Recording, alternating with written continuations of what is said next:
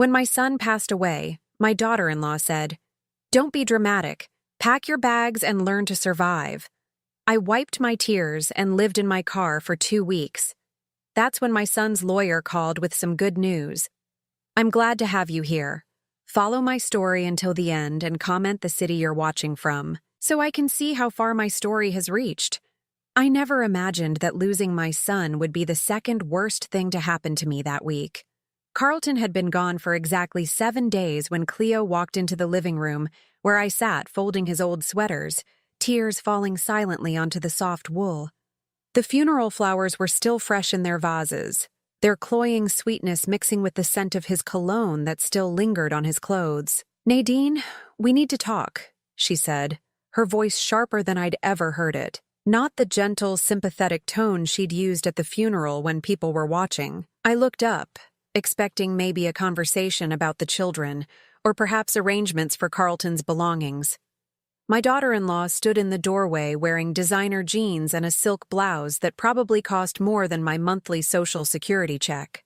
Her perfectly manicured nails drummed against the doorframe. "Of course, honey. What is it?"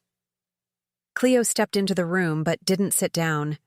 She remained standing, towering over me as I sat curled on Carlton's favorite armchair, the one he'd insisted on keeping even though it clashed with her modern decor.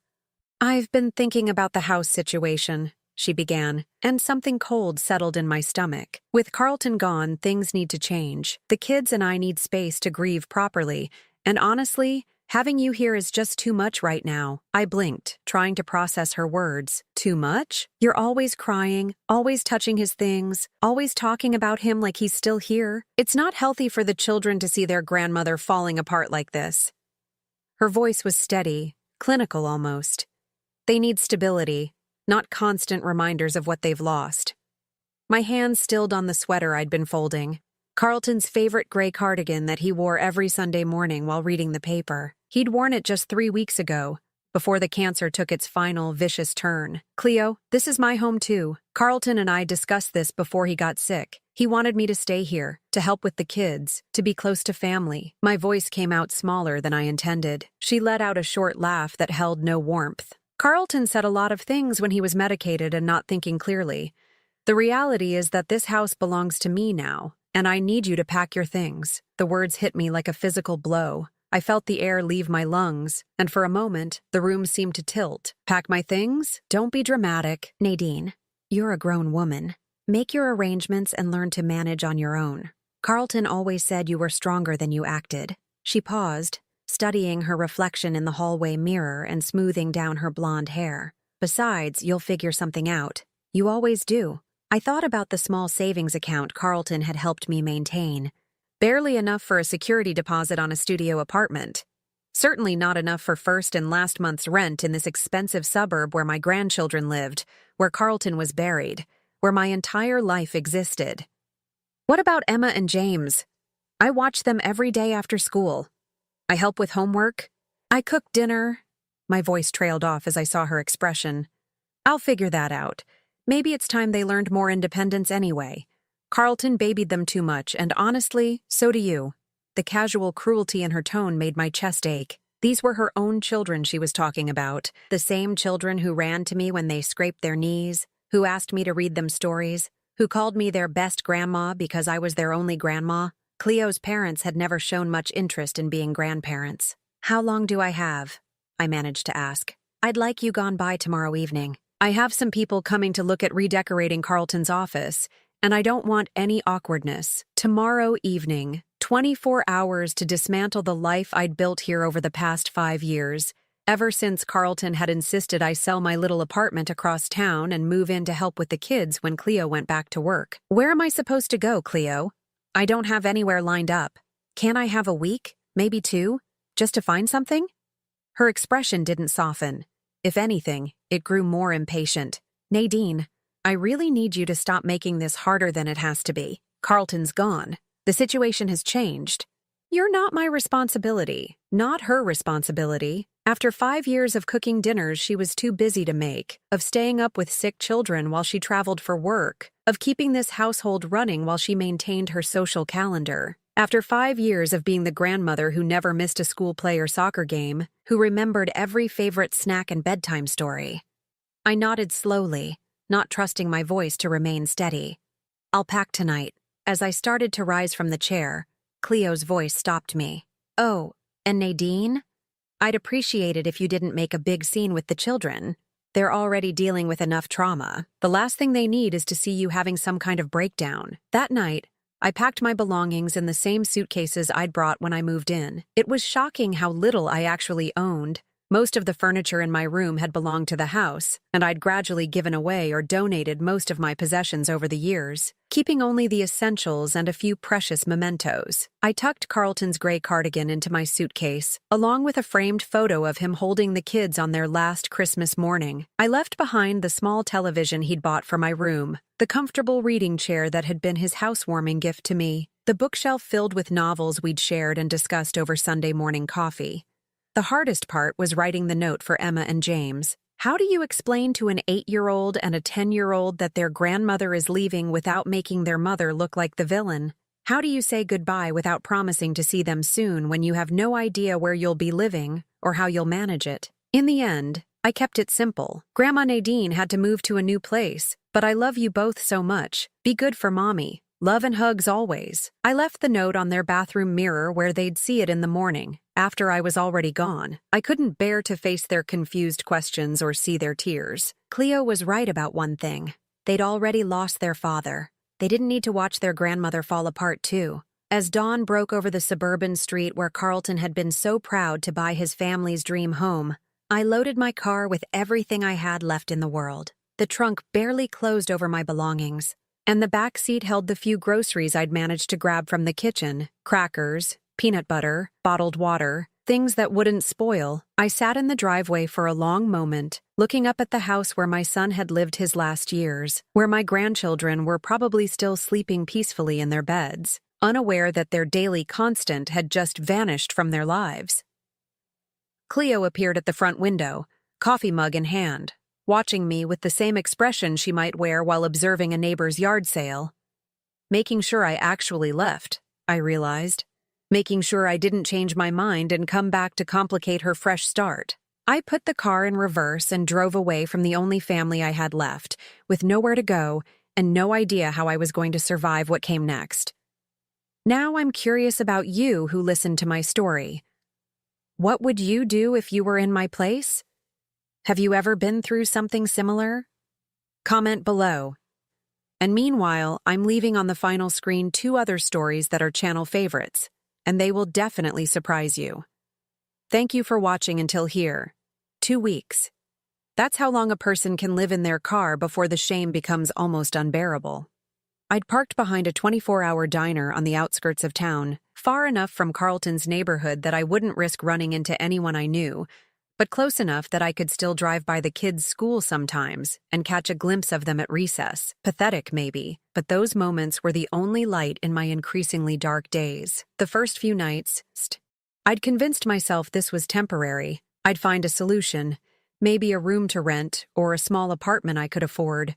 I'd applied to 3 different senior living communities, but the waiting lists were months long, and the deposits were far beyond my reach. The few affordable apartments I'd looked at were in neighborhoods where I was afraid to walk to my car during daylight, let alone live alone at night.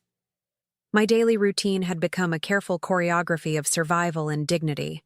Every morning at 6 a.m., when the diner opened, I'd go inside and use their restroom to wash my face and brush my teeth. I'd order a cup of coffee and a piece of toast, the cheapest items on the menu, and sit in a corner booth for as long as I could make them last, sometimes stretching one coffee for 3 hours while I read yesterday's newspaper someone had left behind. The worst part wasn't the physical discomfort, though sleeping curled up in the driver's seat had left my entire body aching. It wasn't even the fear, though every night brought new terrors. Strange noises, flashlights from security guards making their rounds, the constant worry that someone would realize I was living in my car and call the police. The worst part was the invisibility. I'd become a ghost of my former life. Yesterday, I'd seen my neighbor Margaret at the grocery store where I was buying another loaf of bread and jar of peanut butter, my diet for the past week. She'd looked right through me as if I wasn't standing 3 feet away. We'd had coffee together dozens of times, had exchanged Christmas cookies for 5 years, and now I was invisible to her. I understood why. I looked homeless because I was homeless. My clothes, even though I tried to keep them clean in the diner's bathroom sink, were wrinkled from sleeping in them. My hair, usually neat and styled, hung limp around my face. I'd lost weight I couldn't afford to lose, and there were dark circles under my eyes that no amount of concealer could hide. But it was more than my appearance. It was like I'd crossed some invisible line that separated the housed from the unhoused, and once you crossed it, people couldn't see you anymore. You became part of the landscape they drove past, a problem they didn't want to acknowledge.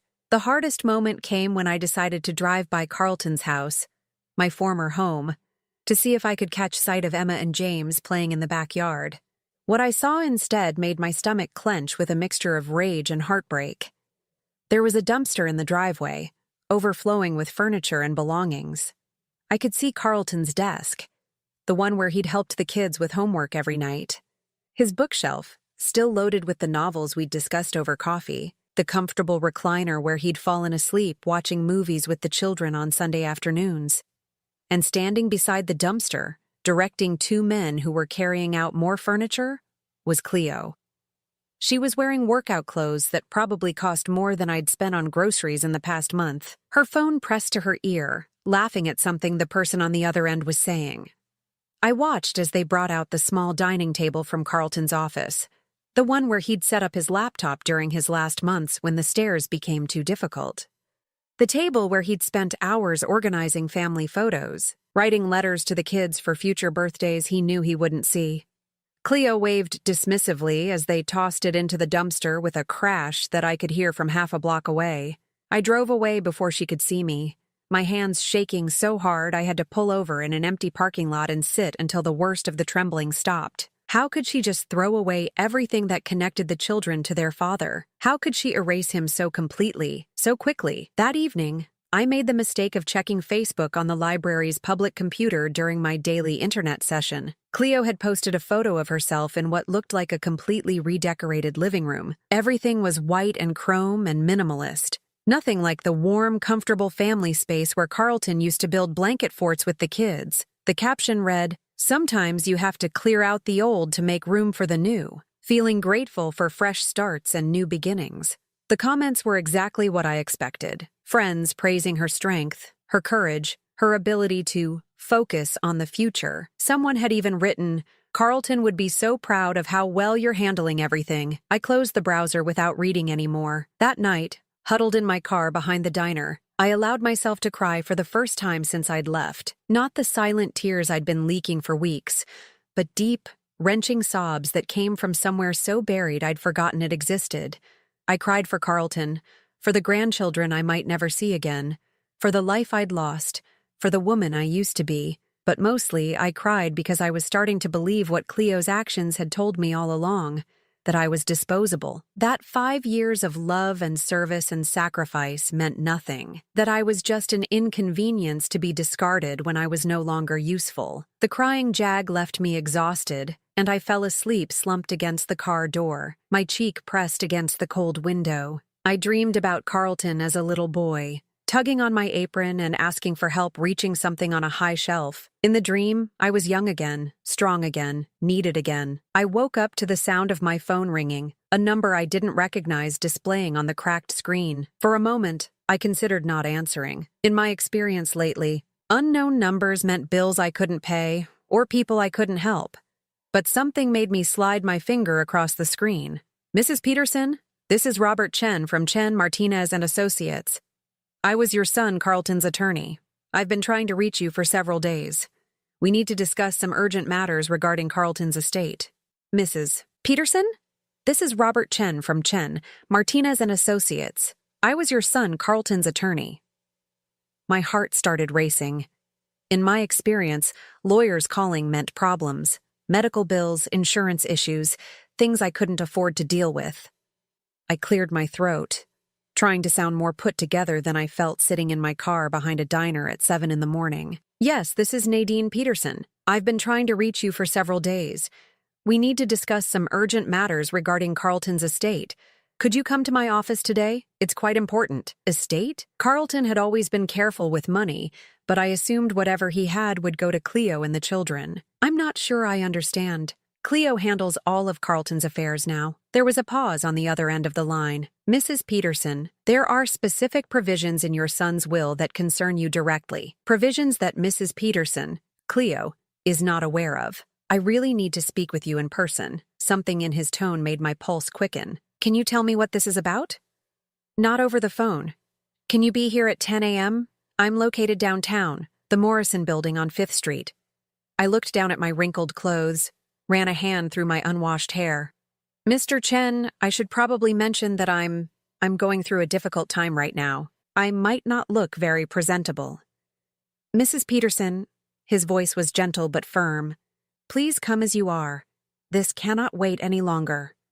3 hours later, I sat in the most luxurious office I'd ever been in, feeling completely out of place.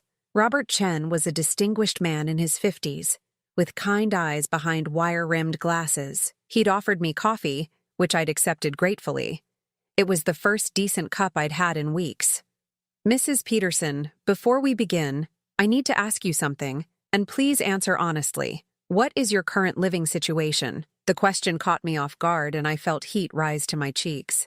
I'm between homes at the moment. His expression grew concerned.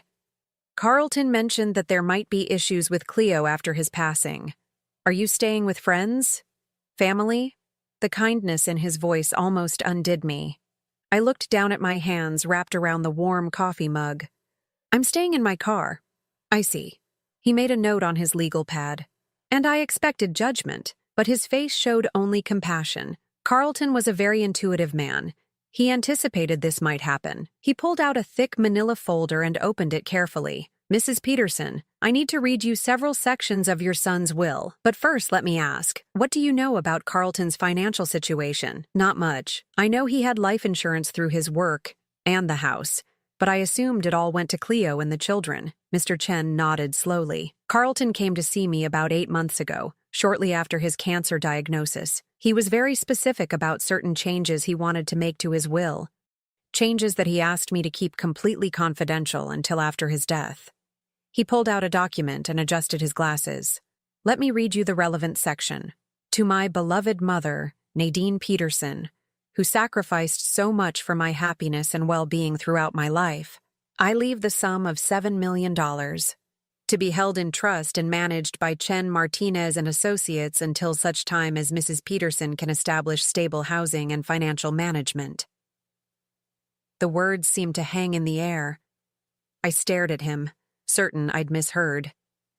I'm sorry, could you repeat that? $7 million, Mrs. Peterson. Your son was far wealthier than most people knew. He'd been making extremely successful investments for years, and his life insurance policy was substantial. I felt dizzy. But Cleo said, she said everything belonged to her now. Mrs. Peterson, may I ask what exactly Cleo told you? The words tumbled out. The expulsion from the house, the casual cruelty, the complete dismissal of my 5 years of service to the family. As I spoke, Mr. Chen's expression grew increasingly grim. Carlton specifically anticipated this scenario, he said when I finished. There's more to the will that you need to hear. He flipped to another page. In the event that my wife, Cleo Peterson, attempts to remove my mother from the family home, or otherwise cut off contact between my mother and my children, full custody of Emma Peterson and James Peterson shall immediately transfer to my mother, Nadine Peterson, with all necessary financial support included. My coffee mug slipped from my numb fingers, and Mr. Chen quickly moved to catch it before it hit his expensive carpet. Custody? But how is that possible? Carlton filed all the necessary paperwork months ago. He documented several concerning behaviors he'd observed in Cleo, her increasing focus on his life insurance payouts, her comments about starting fresh after his death, her apparent lack of emotional connection to the children's grief process. He pulled out another folder, this one thicker. Carlton also set up recordings of several conversations with Cleo during his final weeks. Conversations where she discussed her plans for after his death, including her intention to send you away and possibly relocate the children to be closer to her sister in California. He recorded her? With legal counsel's guidance, yes, Carlton was very concerned about his children's welfare. He'd noticed that Cleo seemed to view them more as accessories to her lifestyle than as individuals with their own needs. Mr. Chen opened another document. There's also a letter he wrote to you, to be delivered with this information. Would you like me to read it, or would you prefer to read it privately? My hands were shaking so badly I didn't trust myself to hold paper. Could you read it, please? He unfolded a sheet of paper covered in Carlton's familiar handwriting. Mom, if you're hearing this, it means my worst fears about Cleo have come true. I'm so sorry I couldn't warn you while I was alive, but I was afraid she'd turn the kids against you if she knew what I suspected about her true feelings toward our family. I've been watching her for months, and I've seen how she looks at you when she thinks no one is paying attention. I've heard her on the phone with her sister, talking about how much easier her life will be when she doesn't have to deal with Carlton's needy mother anymore. I know she probably told you that you're not wanted, that you're a burden. She's wrong. You are the most loving, selfless person I've ever known. You gave up your own comfort to help us, and I will never forget that. The money I'm leaving you isn't just an inheritance. It's payment for all the years you put our needs before your own. It's also my way of making sure you have the power to protect Emma and James the way you always protected me. I know Cleo will fight this, but I've made sure she can't win. You are their grandmother, and you love them in a way she never has and never will. They need you, Mom. I need you to take care of them. Don't let guilt or doubt stop you from claiming what's rightfully yours. You earned every penny, and those children need at least one parent who puts their emotional well-being first. I love you, and I'm sorry I waited so long to make sure you were protected. Your grateful son, Carlton. By the time Mr. Chen finished reading, tears were streaming down my face.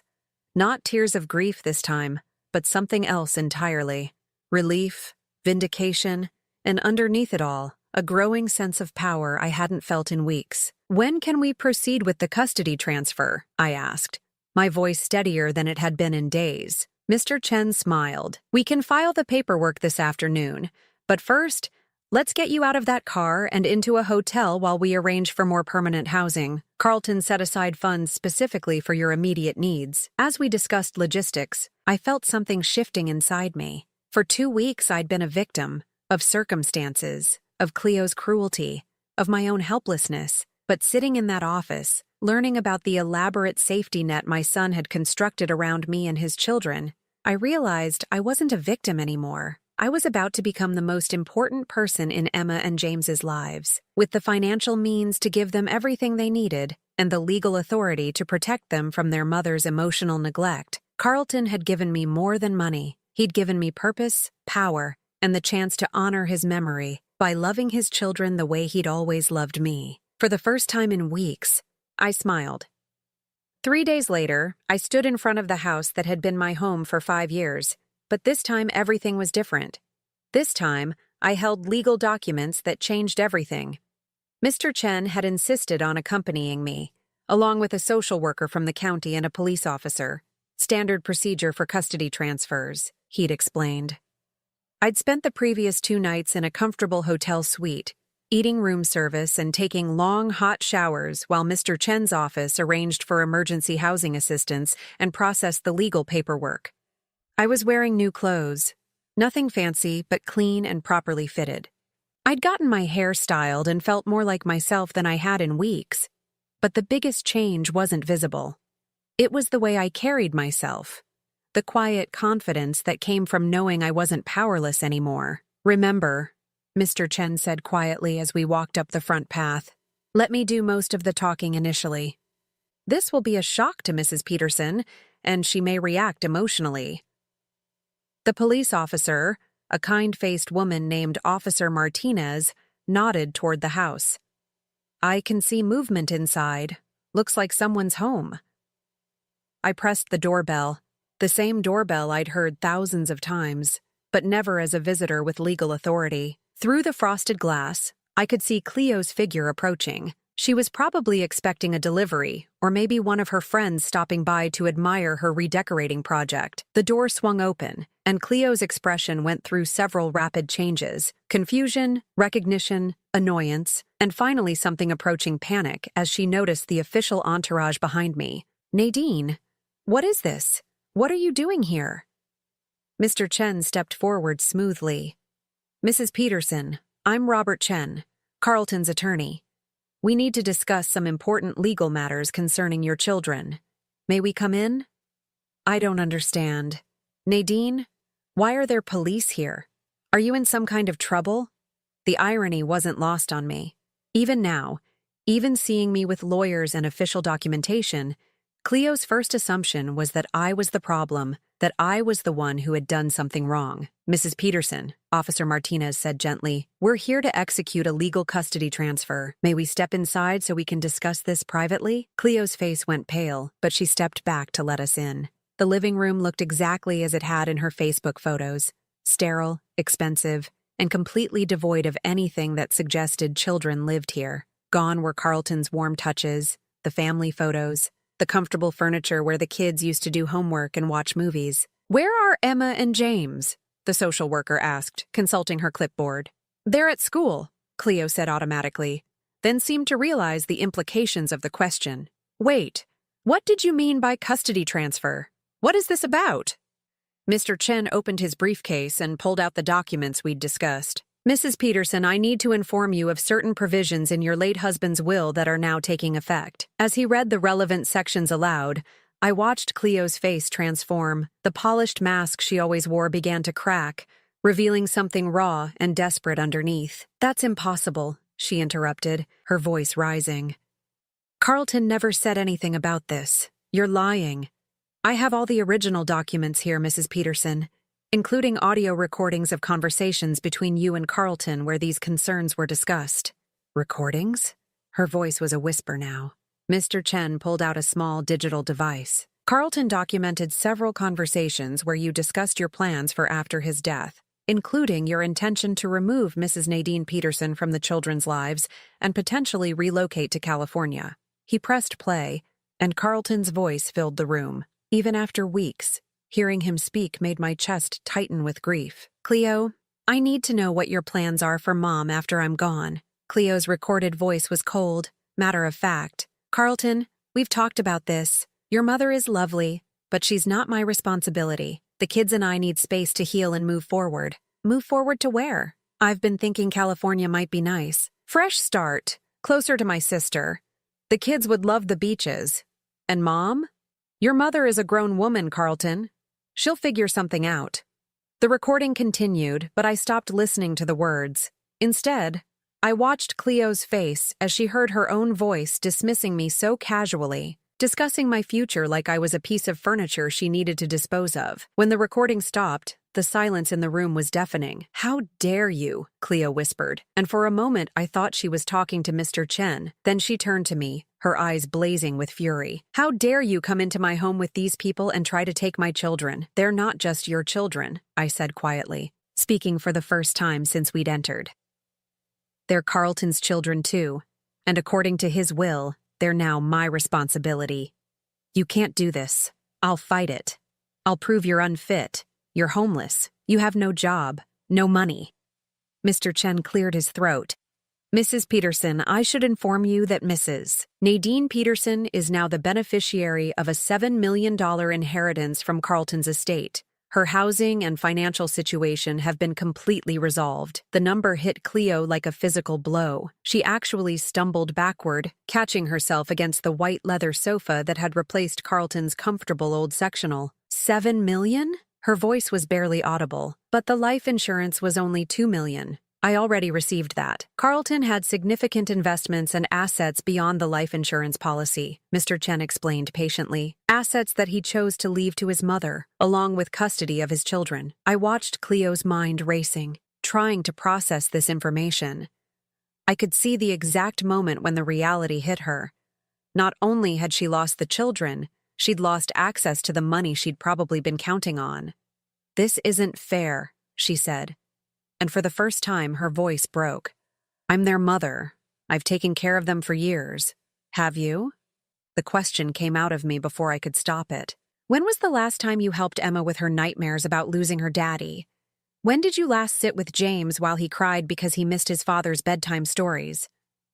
Cleo's mouth opened and closed, but no words came out. When did you last cook them a meal instead of ordering takeout? When did you last ask them how they're feeling instead of telling them to move on because their grief was inconvenient for your timeline? That's not... I was grieving too. No, I said, my voice growing stronger. You were redecorating. You were planning your fresh start. You were throwing away their father's belongings and telling them not to be dramatic when they asked questions. The social worker looked up from her notes. Mrs. Peterson, the children will need to be picked up from school today. Do you have arrangements for their belongings? Cleo looked around the sterile living room as if seeing it for the first time. Their things. Their clothes are upstairs. Their toys. Most of their toys are in storage or were donated, Officer Martinez observed, consulting a report on her phone. According to the documentation we received, several boxes of children's belongings were removed from the house last week. I felt my anger building again. You got rid of their toys, their father's things, and their toys? I was trying to help them heal. Cleo's voice was desperate now. All those old things just reminded them of what they'd lost. Those old things were their connections to their father, I said. Those were the memories they'll need when they're older, when they want to remember how much he loved them. The social worker closed her notebook. Mrs. Peterson, we'll need to collect the children at 3:15 when school dismisses. Mrs. Nadine Peterson has temporary housing arranged, and permanent housing will be established within the week. As the official group began to file out to prepare for the school pickup, Cleo grabbed my arm. Nadine, please, you don't understand what you're doing. Those kids need stability, routine. I can provide that. I looked down at her hand on my arm, remembering all the times I'd reached out to her over the years, offering help, comfort, support, only to be politely but firmly pushed away. Cleo, I said gently, removing her hand from my arm, you had your chance to provide stability. Instead, you provided a hotel room service meal and a redecoration project. I walked toward the door, then paused and turned back. The children will be allowed to see you, of course. Carlton wanted them to have a relationship with their mother. But it will be supervised visits, and it will be on my terms. This isn't over, she called after me, but her voice lacked conviction. As we drove toward the elementary school, I felt a strange mixture of sadness and anticipation. Sadness for the family that Carlton had tried so hard to hold together, and anticipation for the chance to give Emma and James what they really needed. Not a perfect house or expensive clothes, but someone who would listen to their fears, honor their father's memory, and love them unconditionally. The way Carlton had always loved me. The first thing Emma said when she saw me waiting outside her classroom wasn't "Grandma Nadine," or, "What are you doing here?" It was a whisper that broke my heart. Are you real, or am I dreaming again? I knelt down to her level, ignoring the curious stares from other parents and teachers. I'm real, sweetheart, and I'm here to take you and James home. But Mommy said you went away because you didn't want to live with us anymore. Her voice was so small, so careful, like she was afraid the wrong words might make me disappear again. I felt the social worker's gentle hand on my shoulder, a reminder that I needed to be careful how I responded, that everything I said would be part of the official record. But looking into Emma's confused 8-year-old eyes, I couldn't bring myself to care about documentation. Your mommy was wrong, Emma. I never wanted to leave you. I love you and James more than anything in the world. James appeared from his classroom down the hall, his 10-year-old swagger faltering the moment he spotted me. For a second, his face lit up with pure joy. Then he seemed to remember something, and his expression closed off. Mom said you were mad at us, he said when he reached us, his voice trying to sound casual but failing. She said that's why you left without saying goodbye. I looked between these two beautiful children, seeing the careful walls they'd built around their feelings, the way they'd learned to protect themselves from disappointment. In just 2 weeks, they'd already started adapting to a world where people they loved could vanish without warning. James, Emma, I need you both to listen to me very carefully, I said, sitting down on the hallway floor so we were all at the same level. I didn't leave because I was mad at you or because I didn't want to live with you. I left because your mother asked me to leave, and I thought I had to do what she said. But you're our grandma, Emma said, tears starting to form in her eyes. Grandmas aren't supposed to leave. You're absolutely right. Grandmas aren't supposed to leave. And I'm never leaving you again. The social worker cleared her throat gently. Children, your grandmother is going to be taking care of you from now on. She has a nice place for you to stay, and all the legal paperwork has been completed. James's eyes widened. You mean, we don't have to live with Mom anymore? The question hung in the air, and I realized that these children had been just as unhappy with their post-Carlton life as I'd suspected. They'd been grieving not just their father, but the warmth and comfort that had disappeared from their home along with him. You'll still see your mother, I explained carefully. But you'll live with me. We'll have our own place, with room for all your things and all your memories of Daddy. Can I have pictures of Daddy in my room? Emma asked immediately. Mommy put them all away because she said they made her too sad. You can have as many pictures as you want. We'll make a whole wall of Daddy pictures if that's what makes you happy. James looked skeptical. Mom said you don't have any money, and that's why you had to leave. How can you take care of us if you don't have money? I smiled, thinking about the conversation I'd had with Mr. Chen about how to explain the inheritance to children. Your daddy made sure I'd have everything I need to take care of you. He was very smart about money, and he loved us all very much. Daddy left you money? Emma's eyes were wide. He left me something much more important than money. Emma, he left me the job of taking care of his most precious treasures, you and James. The drive to our temporary housing, a furnished 3-bedroom apartment that Mr. Chen's office had arranged, was quiet. Both children sat in the back seat, occasionally whispering to each other, processing this massive change in their lives. When we arrived, I watched their faces as they took in the modest but comfortable space. It wasn't the showcase home they'd been living in with Cleo, but it felt warm in a way that house hadn't for months. This is your room, Emma, I said, showing her the smaller bedroom I'd already started decorating with some of her favorite things I'd managed to salvage. A few stuffed animals, some books, the nightlight that looked like a butterfly, and James, this one is yours. James stood in the doorway of his room, looking around at the twin bed, the desk where he could do homework, the bookshelf waiting to be filled. It's smaller than my room at Mom's house, he observed. That's true. Is that okay? He was quiet for a long moment. It feels warmer, he said finally. Like someone who loves me picked it out. That first evening, we ordered pizza and sat on the living room floor eating it straight from the box, something Cleo never would have allowed in her perfectly maintained house.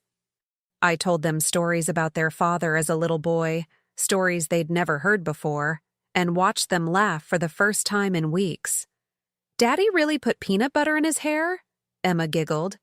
He was convinced it would make his hair grow faster so he could look like his favorite baseball player. Your grandfather was not amused when he came home from work and found Carlton's hair full of Skippy. What did Grandpa do? James asked, completely absorbed in the story. He sat your daddy down in the kitchen and spent 2 hours washing his hair with dish soap, and then he told him that if he wanted to be like his baseball hero, he should practice hitting and catching instead of experimenting with condiments. As the evening wore on, I noticed small things that broke my heart. Emma automatically started cleaning up the pizza boxes and napkins without being asked, something she'd clearly been trained to do to keep Cleo's house spotless. James kept glancing at the clock and asking if it was time for bed, as if he was worried about breaking some rule.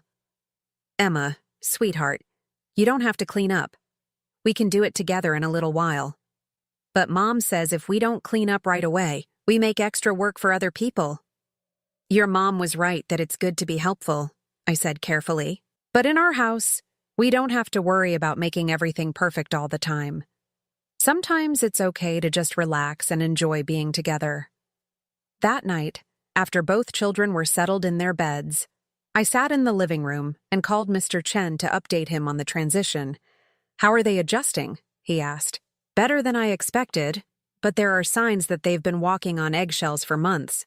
They're afraid to make messes, afraid to be too loud, afraid to show too much emotion. That's consistent with what Carlton documented in his notes about Cleo's parenting style.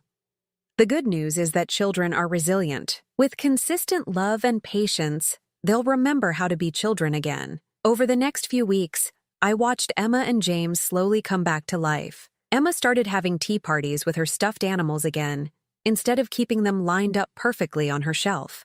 James began leaving his baseball glove on the kitchen counter and his homework spread across the dining table instead of immediately putting everything away. They started asking questions about their father, not just the sanitized memories Cleo had allowed, but real questions about his childhood, his fears, his dreams, his sense of humor. I showed them videos on my phone of Carlton teaching them to ride bikes, of family barbecues, of quiet Sunday mornings when he'd make pancakes in funny shapes. "Daddy was really scared of spiders?" James asked one evening as we looked through old photo albums. "Terrified. When he was about your age, he called me screaming from the bathroom because there was a spider on the wall. I had to come upstairs and capture it with a cup and a piece of paper. But Dad wasn't scared of anything," Emma protested. "Oh, sweetheart, everyone is scared of something.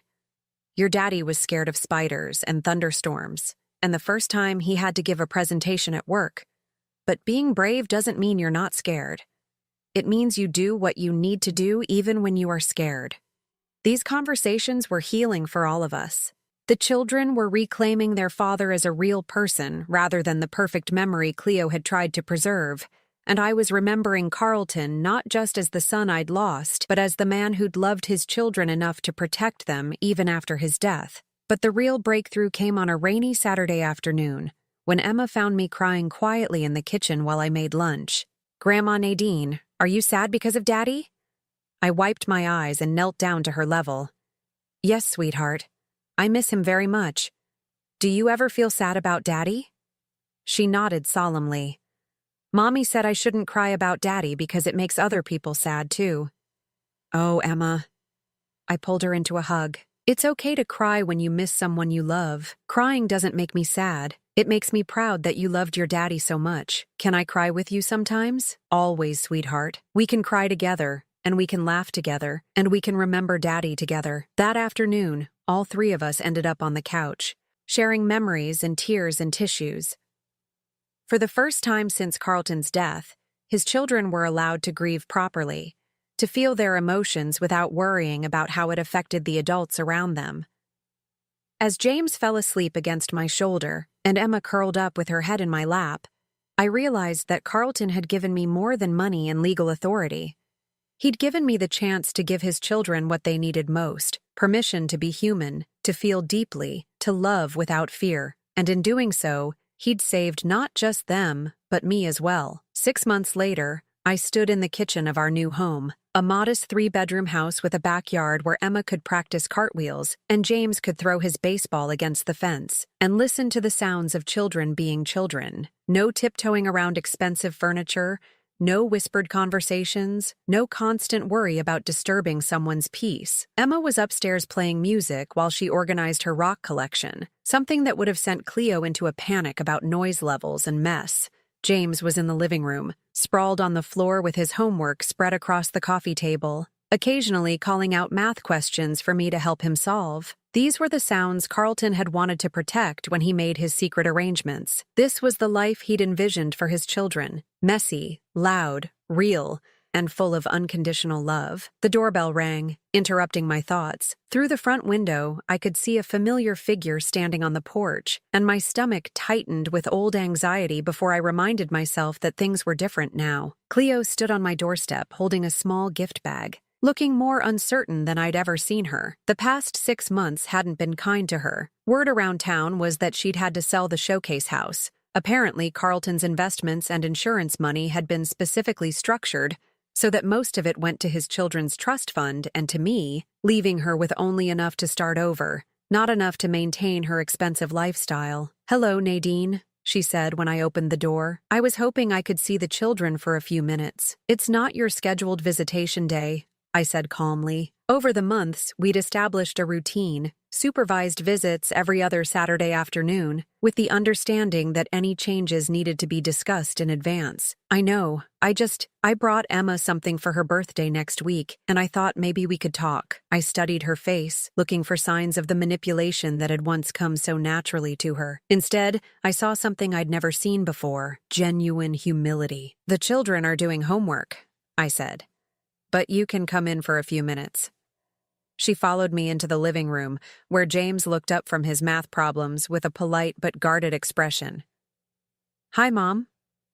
"Hi, sweetheart. How's school going?" "Good." I made the honor roll again. His voice was matter of fact, neither seeking her approval nor rejecting her interest. "That's wonderful, James. Your father would be so proud." Something in her tone was different, softer, less performative. James seemed to notice it too, because his posture relaxed slightly. "Emma," I called upstairs. "Your mother is here." Emma appeared at the top of the stairs, and I watched Cleo's face change as she took in her daughter's appearance. Emma's hair was in a messy ponytail. She was wearing comfortable clothes that had definitely seen better days, and there was a streak of something that might have been paint or marker on her cheek. She looked exactly like what she was, a 9-year-old girl who'd been allowed to be a child. "Hi, Mommy," Emma said, coming down the stairs but stopping a few steps from the bottom. "I brought you an early birthday present," Cleo said, holding out the gift bag. Emma looked at me for permission before accepting it, another sign of how much their relationship had changed. Inside the bag was a small silver locket, not expensive or flashy, just simple and pretty. "It has a picture of Daddy in it," Cleo said quietly. I thought you might like to wear it sometimes." Emma opened the locket and smiled when she saw Carlton's photo inside. "Thank you, Mommy. It's really pretty." "Would you like me to help you put it on?" Emma nodded, and for a few minutes, they worked together to fasten the chain around her neck. It was the most natural interaction I'd seen between them since before Carlton's death. After Emma went back upstairs and James returned to his homework, Cleo and I stood in the kitchen, the space thick with unspoken words. "They look happy," she said finally. "They are happy. They're allowed to be sad sometimes too, which is equally important." She nodded slowly. "I wanted to apologize, Nadine, for how I treated you after Carlton died, for the things I said." I leaned against the counter, studying her face. "What changed?" "Losing them," she said simply. "Losing the children made me realize that I'd been losing them already, bit by bit, by trying to control everything instead of just loving them. And seeing how much they've thrived with you made me understand that Carlton was right. He knew what they needed, and he knew I wasn't ready to give it to them." It was the closest thing to accountability I'd ever heard from Cleo, and I found myself softening slightly despite myself. "They still need their mother," I said carefully. "Just not the mother you were trying to be. They need you to be real with them, to let them see your emotions, to admit when you make mistakes. I don't know how to do that.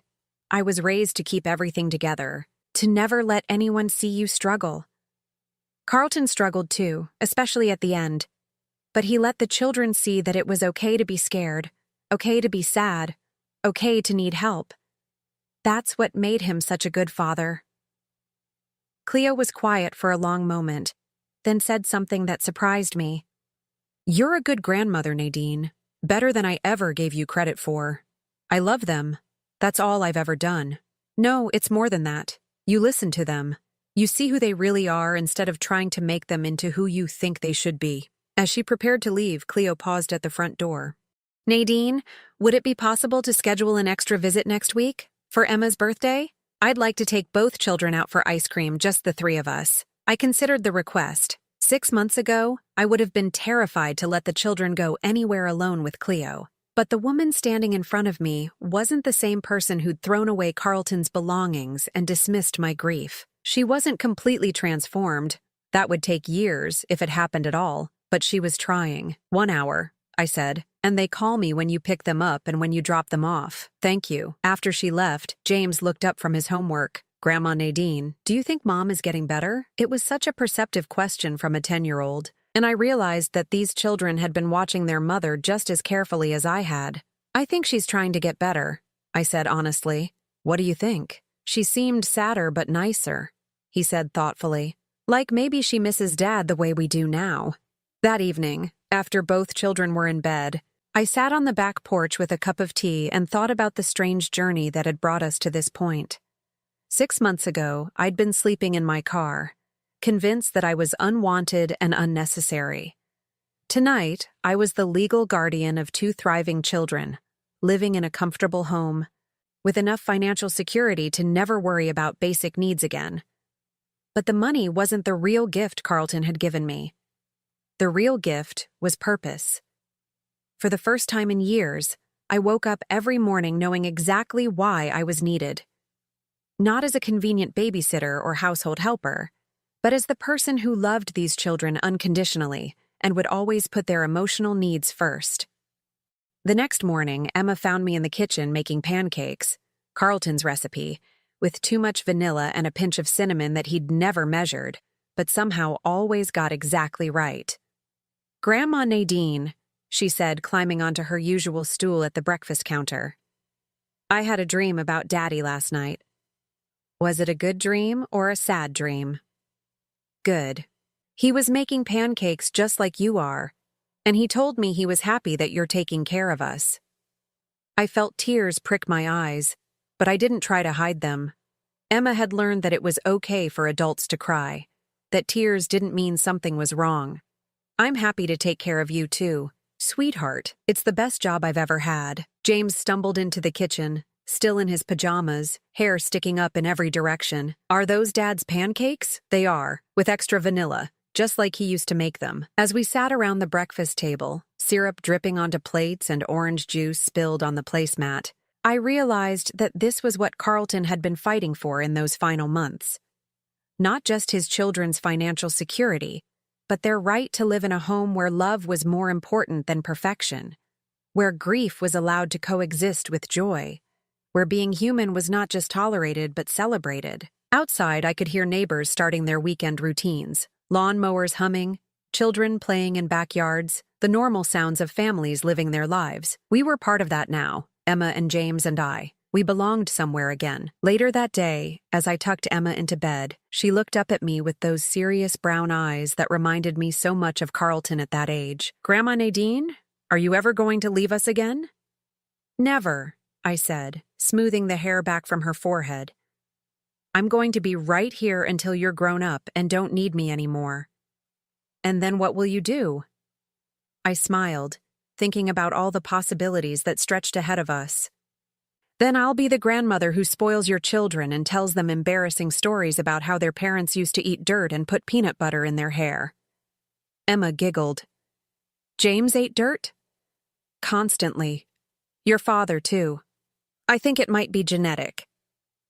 As I turned off her bedlight and headed toward my own room, I caught sight of myself in the hallway mirror. The woman looking back at me was different from the one who'd packed her belongings in shame 6 months ago. She was stronger, more confident, but also softer somehow. She knew her worth now. Carlton had saved us all, his children from a life of emotional neglect, and me from the despair of believing I was disposable. His final gift wasn't just money or legal documents. It was the reminder that love doesn't end with death, that protecting the people we care about sometimes requires difficult choices, and that sometimes the greatest act of faith is trusting someone else to carry on what we started. In my bedroom, I opened the drawer where I kept Carlton's last letter to me, the one Mr. Chen had given me along with all the legal papers.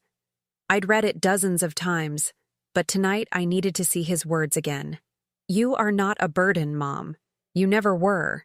You are the heart of this family, and I need you to remember that when things get difficult. Take care of my children the way you took care of me, with patience, with humor, with unconditional love. They will need you to be strong, but they will also need you to be human. Thank you for everything you sacrificed for me. Now it's my turn to take care of you." I folded the letter carefully and put it back in the drawer. Tomorrow was Sunday, which meant pancakes and errands, and maybe a trip to the park if the weather was nice. Simple, ordinary family life. The kind Carlton had always treasured. The kind he'd made sure his children would continue to have. For the first time in months, I fell asleep without a single worry about the future. We were exactly where we belonged.